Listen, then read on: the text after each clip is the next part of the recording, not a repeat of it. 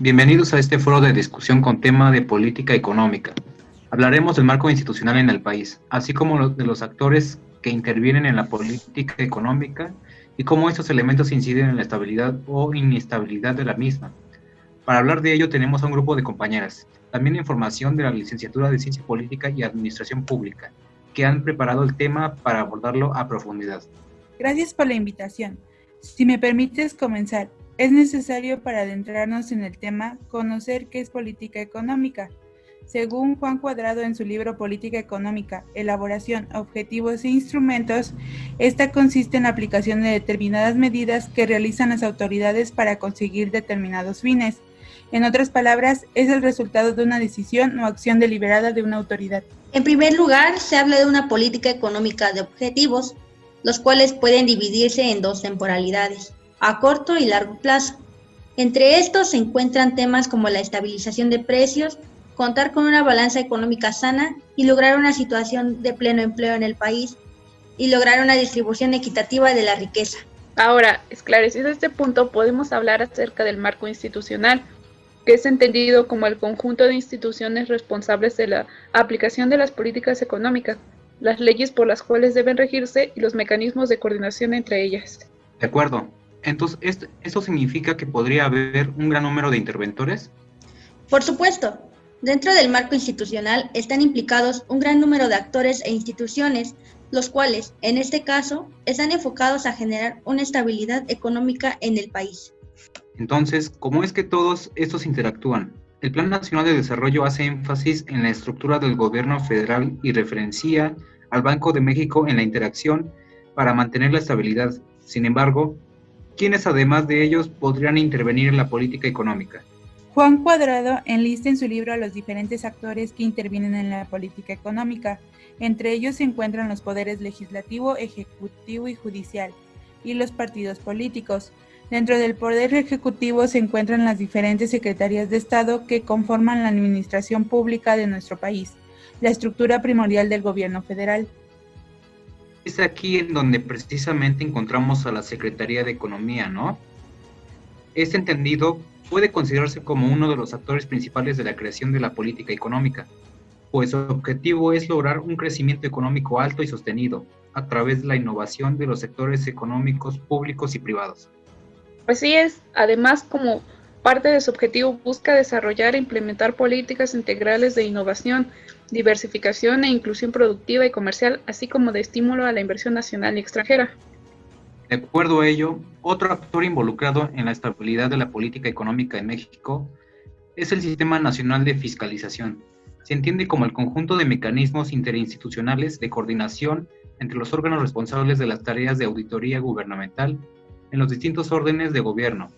Su objetivo es maximizar la cobertura y el impacto de la fiscalización en todo el país. Sí, además, la Secretaría de Hacienda es otro organismo público que pertenece a los actores del Poder Ejecutivo. Este ha implementado diversos programas públicos encaminados a tratar temas de desarrollo económico. Un ejemplo es el programa para democratizar la productividad, el cual coordina las acciones de gobierno encaminadas a llevar a cabo políticas públicas que eliminen los obstáculos que limitan el potencial productivo de los ciudadanos y las empresas. Con lo anterior, podemos señalar que diversas instituciones económicas han implementado diferentes medidas para incidir en la estabilidad económica.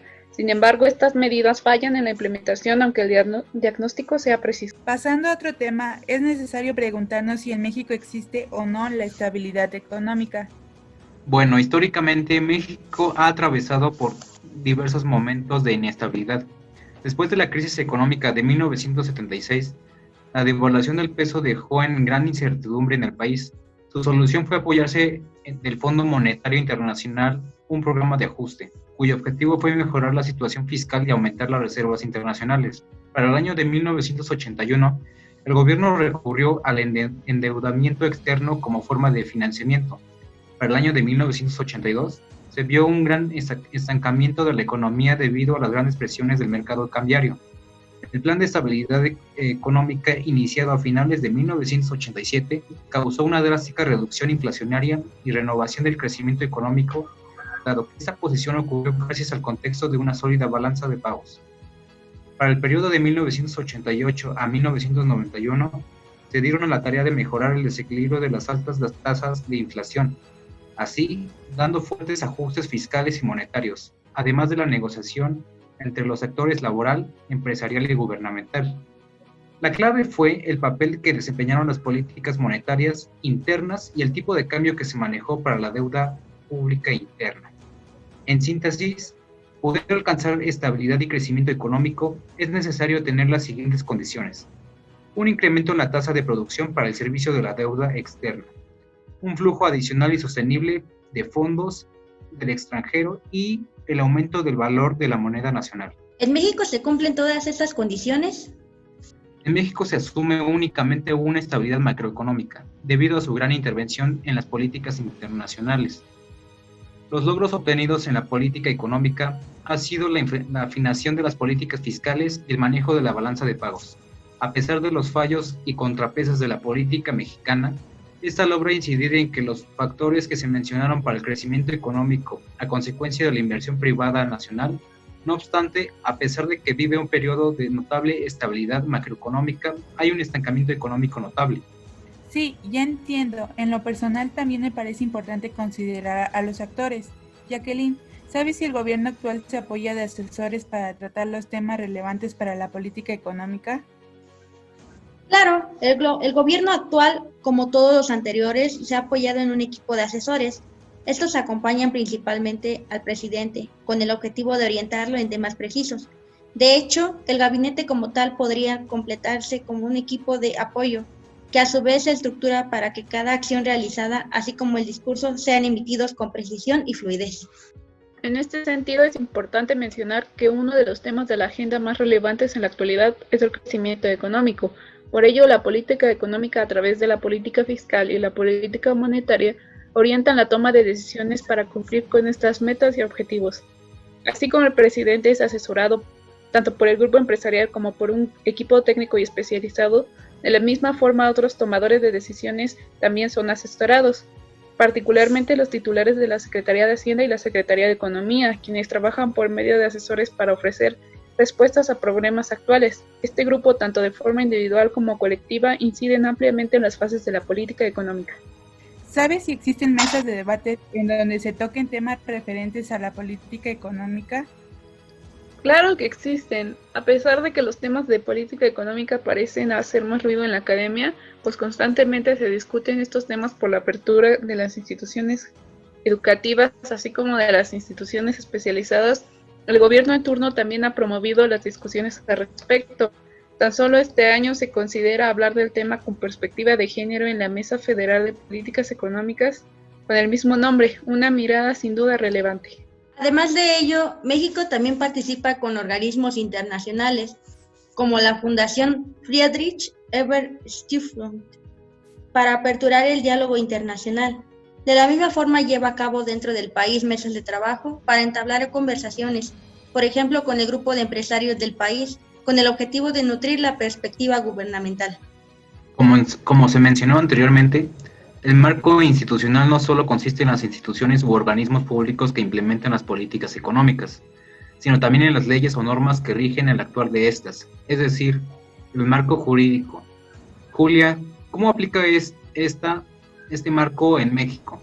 En el caso de México, y al igual que en otros países, existe un gran número de leyes, reglamentos, códigos, decretos, etc., que regulan el accionar de las dependencias públicas. Sin embargo, en esta ocasión solamente mencionaremos las que consideramos más relevantes, como lo son la Ley Federal de Presupuesto y Responsabilidad Hacendaria, la Ley Federal de Competencia Económica, la Ley de Inversión Extranjera, la Ley de Comercio Exterior, entre muchas otras. Todas estas leyes buscan lograr una integración y una estabilidad económica. A continuación, nos gustaría mencionar de manera breve el objetivo de cada una de ellas, para que se entienda un poco más sobre cómo éstas contribuyen a la estabilidad de la política económica. Jacqueline, ¿puedes hablarnos de ello? Claro, la primera es la Ley Federal de Presupuesto y Responsabilidad Hacendaria, que tiene por objetivo reglamentar asuntos en materia de programación, presupuestación, aprobación, ejercicio, control y evaluación de los ingresos y egresos. y la Ley Federal de Competencia Económica, que tiene por objetivo promover, proteger y garantizar la libre concurrencia y la competencia económica. ¿Y qué hay de las leyes de índole internacional? Bueno, se encuentra la Ley de Inversión Extranjera, la cual tiene como objeto la determinación de reglas para canalizar la inversión extranjera hacia el país y propiciar que ésta contribuya al desarrollo nacional, y la Ley de Comercio Exterior. Esta busca regular y promover el comercio exterior e incrementar la competitividad de la economía nacional. Son muy interesantes todos estos referentes al marco institucional. En este sentido, ¿cómo podríamos concluir? Bueno, como Joel Espejel señala en su definición de política económica, el objetivo de esta es estimular el crecimiento y desarrollo de un país. El modelo económico de México se ha caracterizado a lo largo de los años por la primacía que se ha dado a la política económica orientada al crecimiento. En base a esto nos surgen dos preguntas. ¿Por qué a pesar de esto se siguen presentando bajos índices de crecimiento? ¿Y por qué no se logra una estabilidad económica en el país? Desde nuestro punto de vista y basándonos en noticias y artículos recientes, como el de Iván Franco en Expansión, el problema no radica en la política económica, sino en los actores que influyen en ella, en las instituciones económicas y su poca efectividad. Como se mencionó anteriormente y como lo menciona Juan Cuadrado, existen numerosos actores que intervienen en todas y cada una de las etapas de la política económica, desde su diseño hasta su ejecución. Esto puede complicar el proceso, pues cada uno es importante y si uno de los actores falla en su accionar, los objetivos de la política económica corren el riesgo de no cumplirse. Esto puede entenderse como la complejidad de la acción conjunta, término planteado por Prisman y Wildavsky en la obra La implementación de las políticas públicas del autor Aguilar Villanueva. Esta complejidad se da gracias a la multiplicidad de participantes y de perspectivas a la hora de diseñar o implementar una política, afectando los resultados de esta. Por otro lado, el autor Eugene Bardach define una serie de juegos que determinan la orientación, eficacia y alcance de una política, los cuales suelen generar efectos negativos en el desarrollo de la misma. Y estos son el desvío de recursos, el juego de desviación de fines, el juego de dilemas de administración y los juegos defensivos. Cada uno está conformado a su vez por una serie de juegos que entorpecen la ejecución de la política económica. En un análisis a profundidad encontramos elementos como la incompetencia y la falta de compromiso. Esto es lo que creemos que es el motivo por el cual la política económica no ha logrado cumplir con sus objetivos en nuestro país. Esas situaciones negativas son las culpables de que la política económica no logre una estabilidad. No es el diseño, son los actores interventores que fallan en la ejecución. De esta forma concluimos el foro. Gracias a todos por visitarnos, gracias a los participantes. Esperamos sus comentarios y aportaciones aquí en la plataforma de YouTube y los esperamos en nuestro blog y página de Facebook. Sigan sorprendiendo a sus maestros. Bye.